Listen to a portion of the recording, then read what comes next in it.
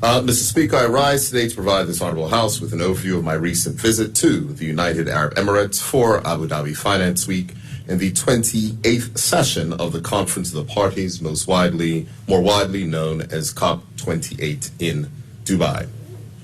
COP28 is the largest and most important environmental event of the year and also a diplomatic event where government leaders, business leaders, innovators, scientists, and more gather in one location. This provides the opportunity for valuable meetings, both scheduled and unscheduled, that are a great benefit to the governments or organizations represented, which emphasizes the need for the government to ensure that Bermuda is well represented throughout the duration of the annual meeting. Abu Dhabi Finance Week is a gathering of global financial leaders featuring the leaders of the most significant hedge funds, family offices, financial services firms, regional regulators, and high-level representatives from the United Arab Emirates government. Mr. Speaker, one of my first engagements was with officials from the Mubadala investment company at their headquarters in Abu Dhabi. This formal meeting was a follow-up to informal discussions the chairman of the Bermuda Public Funds Investment Committee, Mr. Barclay Simmons, and I held with the chairman and managing director of Mubadala in March. At this meeting, representatives from Masdar were also present, where we outlined opportunities for renewable energy investment in Bermuda and infrastructure investment opportunities that were of interest to Mubadala.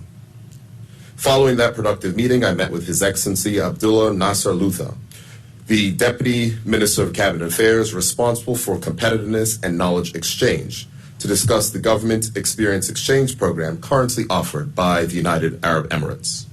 This meeting was a follow-up to meetings that I held with UAE government ministers in Abu Dhabi in March, where this program was initially discussed.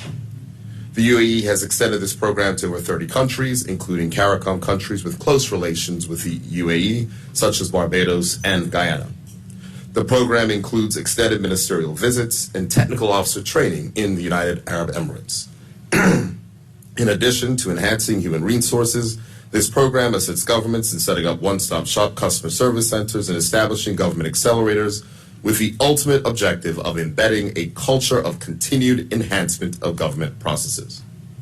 According to the International Institute of Management Development, the UAE currently ranks #1 in the world in the ability of government policy to adapt to change, and while the World Economic Forum ranks the UAE 3rd globally for its responsiveness to change. Participation in this program can only benefit Bermuda, and I'm pleased that this advanced from informal discussions in March to concrete next steps for Bermuda's involvement. Mr. Speaker, during Abu Dhabi Finance Week, a significant milestone was achieved with the signing of the Memorandum of Understanding with the Emirates Family Office Association, which I signed on behalf of the Honorable Member, the Minister of Economy and Labor. This MOU advances Bermuda's initiative to attract additional high net worth family offices in line with the government's economic development strategy. Mr. Speaker, under the terms of the MOU, the Emirates Family Office Association will establish a physical branch in Bermuda within the next 12 months. This signifies a strengthening ties between Bermuda and the Middle East, both in the public and private sectors. Furthermore, we anticipate family office delegations from the Emirate Family Office Association to visit Bermuda next year. Mr. Speaker, I commend the Honorable Member, the Minister of Economy and Labor, and his team, supported by our Middle East representative, Ms. Alexia Hefty, for securing this agreement. Following the signing of the MOU, I was invited by the Commonwealth Secretary General, Baroness Patricia Scotland, to attend a reception with His Majesty the King, highlighting women climate leaders in small island development states, organized by the Commonwealth Secretariat and Foreign and Commonwealth Development Office. At this event, global insurance leaders were also assembled, as one of the themes for COP28 was climate finance, a space where Bermuda has expended significant effort. At the event, I was pleased to share with His Majesty and Baroness Scotland the work that Bermuda has done to promote our island as a hub for climate finance. The reception also allowed me to meet and have an extended discussion with Lord Cameron, the United Kingdom Foreign Secretary. Mr. Speaker, it is also vital that every opportunity is taken to engage with key stakeholders with a significant presence in Bermuda who are present in the UAE for COP28. Following our meeting at the Commonwealth reception, and at their request, I met with Eric Anderson, President of Aon Global, and Bridget Gaynor, Global Head of Public Affairs and Policy, to have a frank exchange on matters related to Bermuda's insurance industry and how to advance the climate risk finance goals of Bermuda.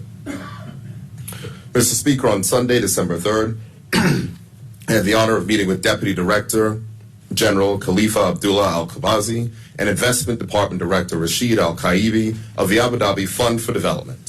Our discussion centered around several renewable energy projects in Bermuda, as highlighted in the new investment brochure that was prepared for this trip that I will table for the information of honorable members, and potential support from the Abu Dhabi Fund for Development, particularly through the IRENA ADFD Energy Transition Acceleration Financing Platform, of which Mr. Al-Kabazi signaled his support.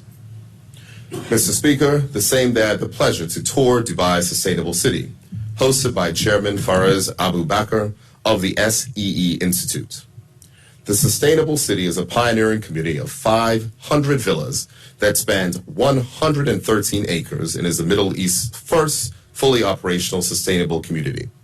Further sustainable cities are planned under construction by this organization in the Middle East, Africa, and North America. The SEE Institute also hosted the entire Bermuda delegation, including Bermuda's youth delegation to COP28 for what was designated Bermuda Day. About 100 attendees joined us as Bermuda showcased our island's commitment to sustainability and contributions to the fight against global climate change. The highlight of the event was a keynote address from the Honorable Member, the Deputy Premier. In addition, there was a youth panel featuring Bermuda's youth delegate, Ms. Noel Young, a showing of a video highlighting Bermuda's coral reefs, and a Duneside chat where I highlighted Bermuda's vision for a robust partnership with the UAE, grounded in shared values and collaboration.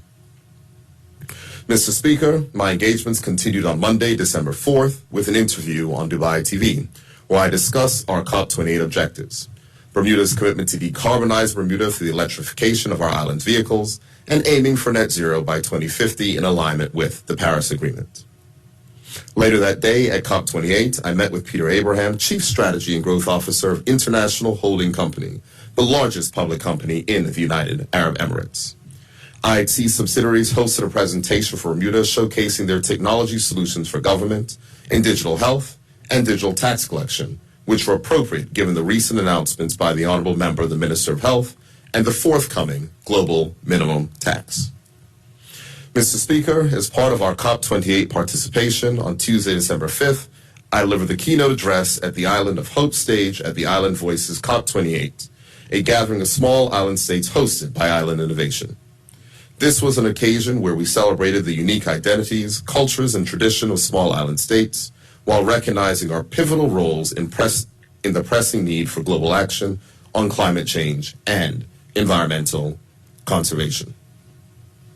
I shared the rich history of our sustainability and conservation initiatives, which date back centuries to the passing of legislation to protect sea turtles in 1620. At the same time, I highlighted Bermuda's role in the global insurance and reinsurance sector, which is crucial to managing climate risks. Our experience in underwriting catastrophe reinsurance positions us as leaders in climate risk finance, aiming to close the global protection gap. This effort is part of our broader commitment to combating climate change, demonstrating the impact that small island states can have. We are not just participants, but active contributors, sharing our experience and plans for a sustainable future. And I call for all island states to continue punching above our weight in protecting the environment, as we have done in other sectors. Later that day, Bermuda sponsored a lunch at the DMCC in Dubai, where I delivered an address to Masamba Toyoye, head of the UN Climate Change Global Innovation Hub, and assembled delegates. Following this address, I was invited to an impromptu meeting with the executive chairman of DMCC, Mr. Ahmed Bun Sayalim, who is one of the largest real estate developers in Dubai, responsible for the construction of Jumeirah Lake Towers development, which consists of 87 high-rise towers that make up the DMCC. That afternoon, to close out a hectic day, and at the invitation of HSBC, I opened a session at COP28, which was attended by finance officials from Saudi Arabia, Germany, and Singapore to discuss ESG financing and investment strategies for countries. Mr. Speaker, on December 6th, the final engagement of my visit to the UAE was a meeting with His Excellency Dr. Thani Bil Ahmed Al Zayudi, the UAE's Minister of State for Foreign Trade, where we advanced the development of economic cooperation between the United Arab Emirates and Bermuda, focusing on hospitality and infrastructure opportunities. It was my second meeting with Dr. Tani this year, and it was an excellent close to a productive trip where we were able to review the entirety of our visit to the UAE, advance the renewal of agreements signed in 2015 between the United Arab Emirates and Bermuda, and to discuss the next steps for further agreements to increase investment flows from the United Arab Emirates to Bermuda. Finally, Mr. Speaker, on December 6th, due to the work of the teams in the Ministry of Economy and Labor and the Bermuda Business Development Agency, there was a Bermuda insert in Gulf News, the most circulated English-language newspaper in the region, which highlighted Bermuda and the investment opportunities that we have been promoting in the region. This well-timed insert resulted from months of planning and punctuated Bermuda's reintroduction to the region. Mr. Speaker, it should also be noted that during this time, I still participate in remote meetings in Bermuda, including this week's cabinet meeting, the Association of Bermuda Insurers and Reinsurers quarterly board meeting, and the December meeting of Bermuda's Financial Policy Council. In addition, I held media engagements with local and international news, including interviews with Bermuda Broadcasting, Dubai TV, and Insura TV.